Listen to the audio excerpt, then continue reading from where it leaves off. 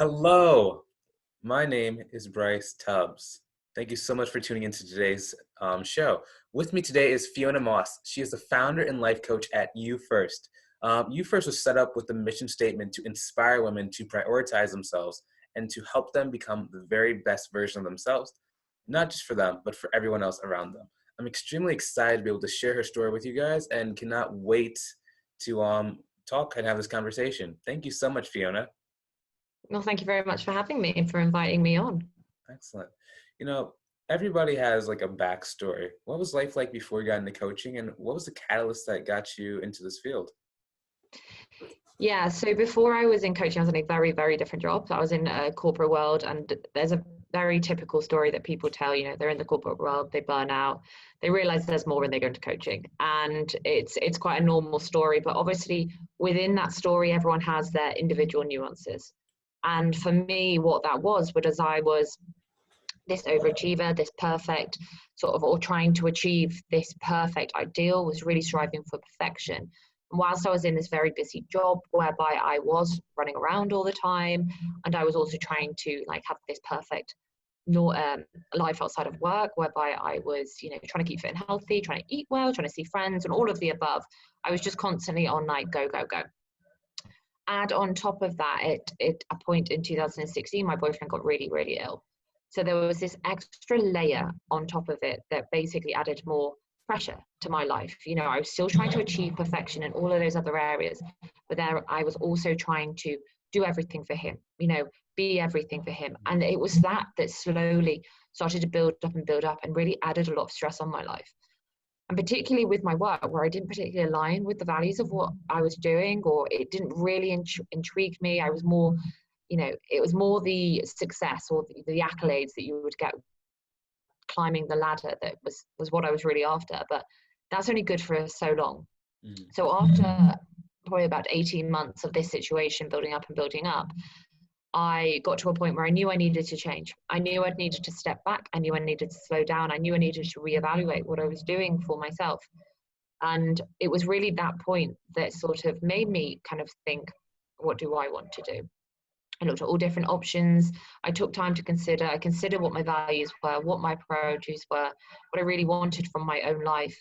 And it was then that I came across coaching, and all the chips sort of fell into place. Everything that I wanted, the way I wanted to work for myself, the way I wanted to help others, my interest in well-being, it all sort of fell into place.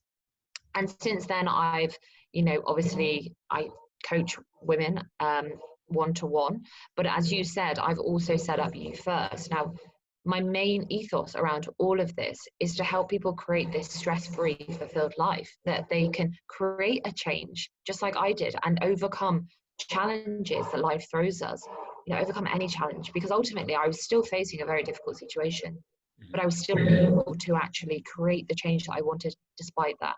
Because ultimately, a lot of people create this lifestyle, this fulfilled lifestyle, despite of all those challenges, or actually sometimes because of them.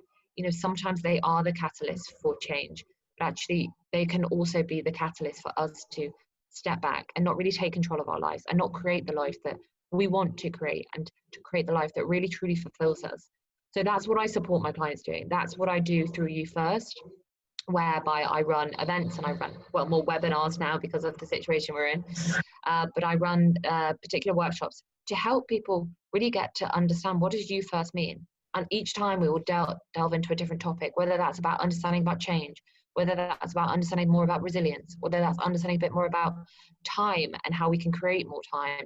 It's really getting clear on, in all of these things, who is the most important in all of this. And ultimately, if we want to create the life that really does fulfill us, the most important person is you. And that is not selfish, that which a lot of people would suggest it is. Because actually, if you're not at your best, you can't support other people to your best ability. And that is where this foundation is so, so important to get right. Yeah. So, okay, so here's something that I guess is going to be interesting. So there are a lot of things that people would deem stressful. I know that for every single person, it's a little bit different, but what are some, like hidden stressors in our life, or things that we would not expect that cause us to, feel more stressed than usual? I think it's the idea, maybe it's perfectionism. Maybe it's seeking the approval of other people, which quite often we don't realize that we do in so many different ways. We think there's certain paths. Take, for example, my story. I think there's certain paths of what I can and can't do. And actually, that doesn't really align to our values. That doesn't really make us happy, but we kind of just accept them.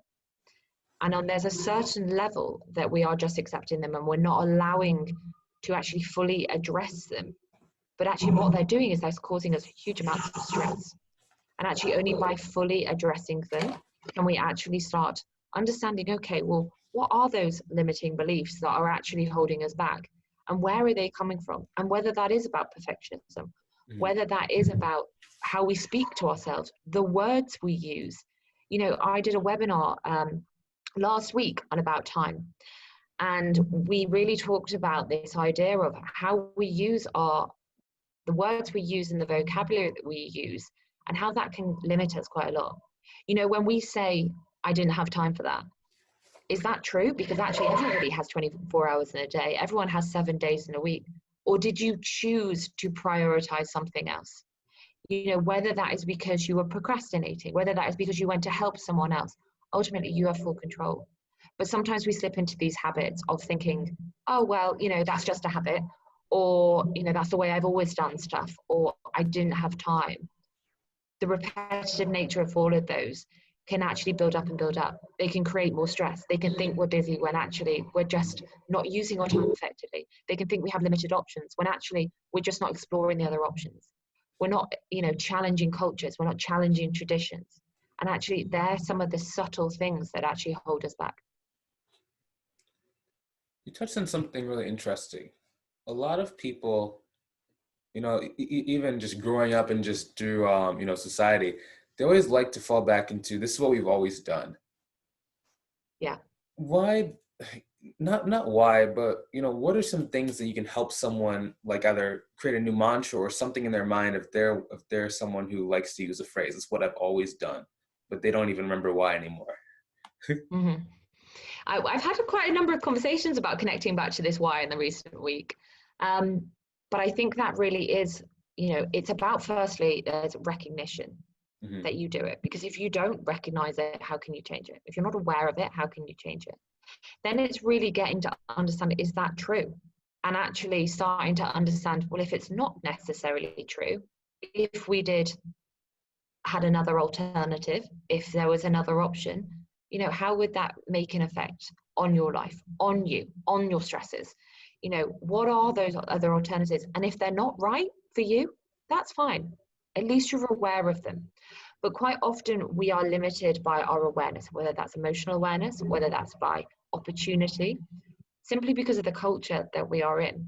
For example, I'm from the UK, and you would describe British people as quite stoical. Not always, and particularly not as much now, but the tradition of the British person is, there's a phrase that, we talk about having a British stiff upper lip.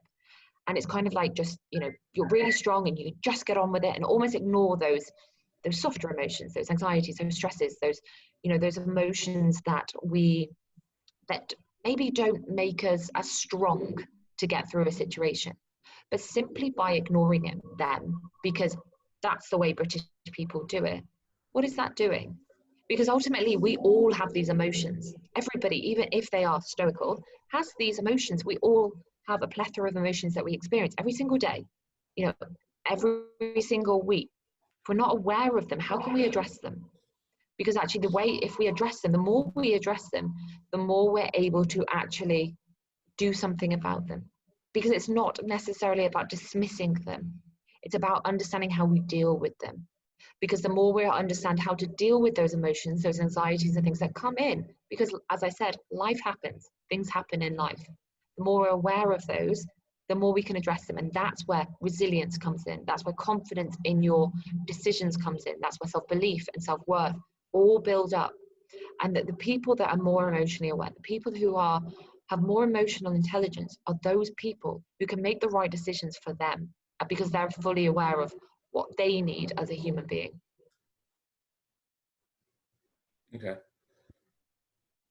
So you kind of mentioned, touched on it, that you're doing these cool webinars, which are covering the stuff that you're talking about. Can you either Mm. describe a little more, tell where they can find these, and when's your next one, I guess? Yeah, absolutely. So I mean, it's crazy, isn't it? So we've been in the UK, we've been in lockdown for about 8 weeks-ish. I don't know. Everyone's a little bit lost with lockdown at the moment. But what I've been doing with these webinars, I've been doing a You First webinar once a month. The first one, as I said, was obviously about change management. And if you're interested in the audience listening, if they're interested in listening to that, watching that webinar, they can access it via my website, and they can download the free change management webinar, which basically helps them understand how they navigate change. Really get into grips of, like, what are the natural cycles of change? What does that even mean? What are the natural cycles of change? And actually, how can we use that knowledge better to help us manage change, to create the right change for us, and actually come out of change more resilient, more confident, understanding ourselves better. The last one I did, as I mentioned before, was all about being the master of your time.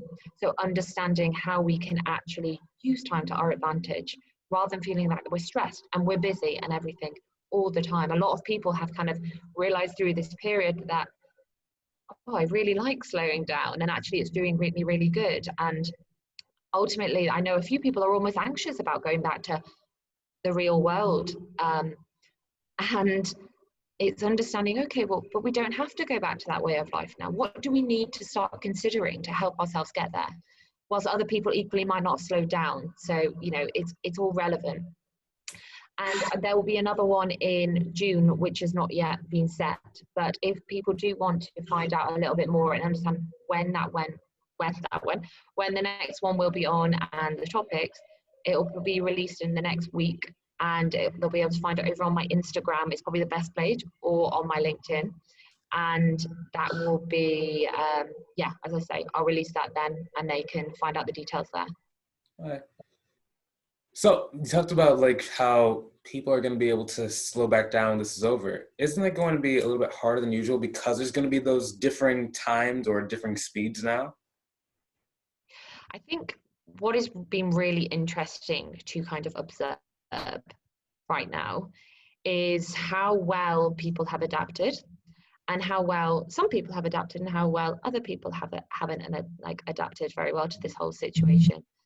And I think a lot of that comes down to people's emotional awareness, their ability to handle difficult situations, their ability to be more resilient, to empathize with other people, to really adapt in these situations. There's been plenty of companies that have just stopped, not done anything. And there's been other companies, for instance, who have turned around and been able to adapt very well. And that comes a lot from our emotional awareness. What are we listening to? What are our customers needing right now? But that plays the same on an individual level. And I think everyone is very much aware that we are in this really exceptional circumstance. So it's about listening to what we need as an individual or what we need as a company, and how do we manage this time? But all of those skills that I've talked about, that resilience is really key here. So actually being able to tap into that emotional awareness and that emotional intelligence is a really important part in it through any period of time of, considerable change. And actually, the more we can actually develop that, not just in those, those periods of turmoil, but at any time, the more beneficial it is to us. So we have adapted well in this period. Why does that mean we can't afterwards? It's because ultimately, at the end of the day, we are in full control of our time. We are in full control of how we use our time. We are in full control of what we eat, how we exercise, how much time we invest in ourselves. The decision comes when you decide what is your priorities. And that's where the difference comes. And if it's a priority for you to think, I want to be able to better manage my emotions, I want to be more resilient, I want to be more confident, I want to create a life that I control, then that work is paramount. Mm. Yeah. Yeah, that's interesting. Because the reason why I say that, right, is because like, so people like you and I assume that do you work at home most of the time, even when this is over? Yeah, most of the time. So it's kind of like, but we can control our time. But some people that are inside of that corporate where it's like 9 X amount of time, how can they start to control their time within that kind of work structure? So firstly, I think on a macro level, I think there's going to be a massive shift with the Mm, way companies are being organized, but I also think that's a really separate conversation. On more of a micro level, on the individual level, I also think that there are two ways to look at this. Firstly, it's kind of recognizing, like, be more in control of your current job. You know, we have full control to ask somebody, but quite often we don't say, can I work from home 2 days a week? Because we're nervous about that. So we never ask the question. But actually, how much could that 2 days a week where you're commuting an hour one way, commuting an hour back, you say 4 hours, what would that do to your life? yeah. You know, being able to just ask those simple questions, thinking, like, starting to think, you know, I don't need to go to this meeting. You know, I've experienced it via Zoom that these are, you know, pointless meetings. I'm not being invited to everything now because who needs to just all sit on a Zoom meeting? Take more control, take more autonomy over your time and your actions. You know, those sort of things will free up time. Those sort of things will allow you to create more.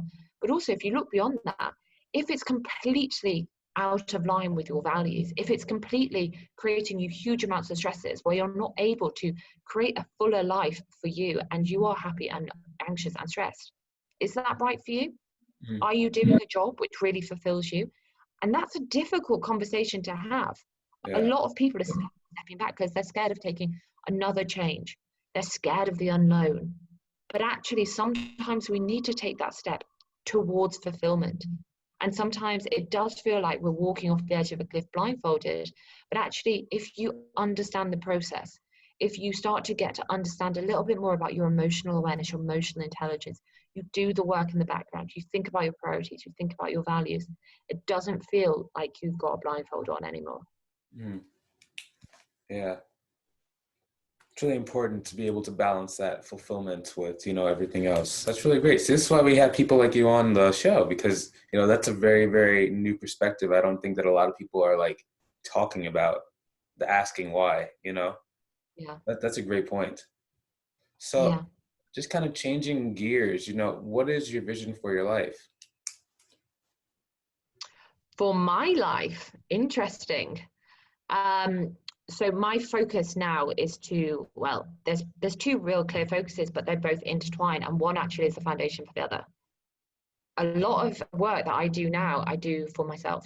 So I do, and just like the mantra of you first, I focus on, I have a life coach, I have a therapist, I do, meditation and exercise daily, I eat well, and it's about creating, like looking after myself, educating myself as best as possible, getting more knowledgeable.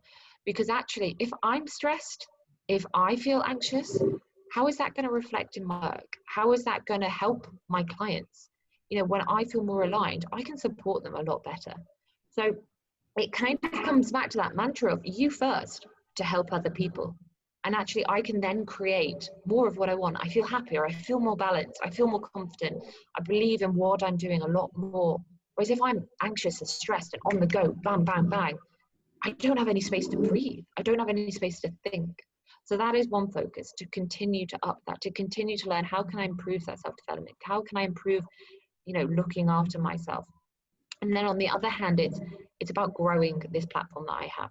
It's about supporting other individuals, a number of individuals who really want to step into that life, who really want to create that stress-free, fulfilled life, who really want to create that change. In the face of that challenge that life is throwing them, how can they still create that change? How can we work on their emotional awareness to really ensure that they can create all of that? So that is my main focus. So for lockdown, and I think it's going to be for the next few months, I'm going to be really focusing on you first. I'm going to be focusing on these webinars that I'm creating, and they're going to be monthly. And then after that, it's about understanding and listening to what we all need. What do we need at different times? What support do we need? Obviously, then it may shift back into doing events, but it's about growing this platform and about, as I said, listening to what everyone needs at different times. But really, the core of it is to enable people to become more aware so that they don't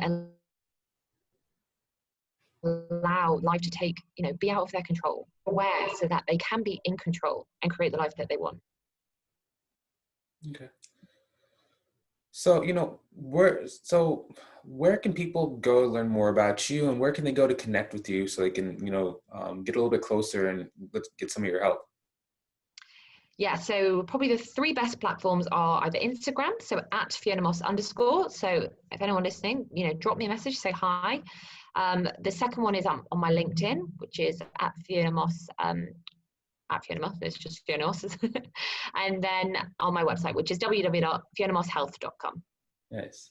Can you spell Fionna Moss one more time? Of course, FIONAMOSS. Nice. Hey, cool. I really appreciate your time and, like some of your really cool, unique perspectives. I haven't really heard that a lot, how to actually find fulfillment and manage your time and control your time more. So it was very, very, beneficial to have you on today. I really appreciate you. Good. Thank you very much. And as I say, thank you very much for inviting me on. Excellent. And for those watching, thank you so much for tuning into today's episode. If you would like to join a community where people are improving themselves every day and helping others to do the same, I recommend that you come and join our community. It's going to be a link either above or below the video. It's basically just a mastermind where we're coming together and uplifting each other so that when you get around people that are moving forward, you start to move forward as well, just as a residual effect of being around that environment. So if you want to go and get in a better environment, go ahead and check out those links either above or below the video. Hopefully you enjoyed watching this video as much as we enjoyed creating it. Have a great day. Talk to you soon. Hit that share button and see you later. Done recording in 3 and 2 and 1.